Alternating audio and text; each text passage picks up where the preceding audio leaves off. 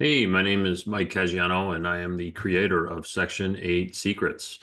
And it actually happened in an organic way, creating the Section 8 Secrets in itself, from coworkers asking me, how the heck are you doing this? What have you been doing? And, what are the steps and processes? And can I make my unit a Section 8 rental?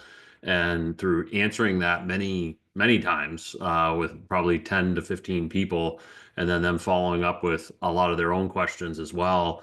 I ended up talking to the right person about answering those types of questions, of which then he said, "Hey, let me help you create a company here because this model is something that I see a lot of potential with, and I want you to help me take me through that model as well."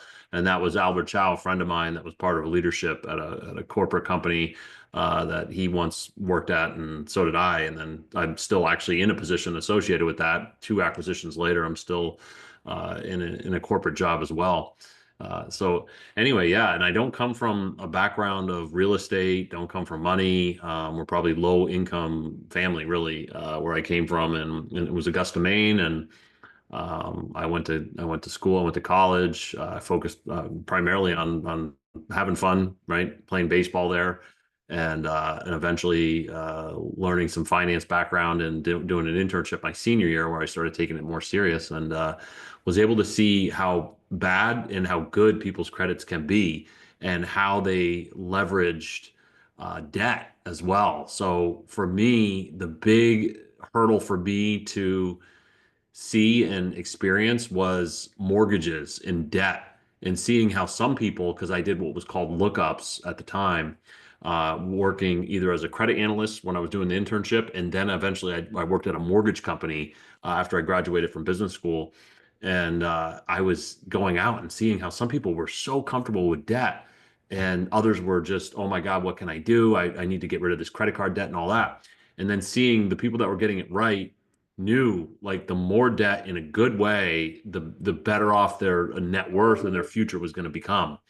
And so anyway, it was getting that comfort level on the financial side, and then figuring out, well, how am I going to get the money? How am I going to do this? How am I going to get a mortgage? And then how many times over can I do that? So it was very slow though, because I bought my first place in 2007. Now that was, a year out of college.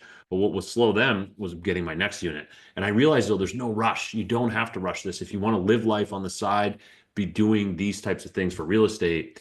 But it doesn't take long, even though it's slow, to then look back and see what you've created.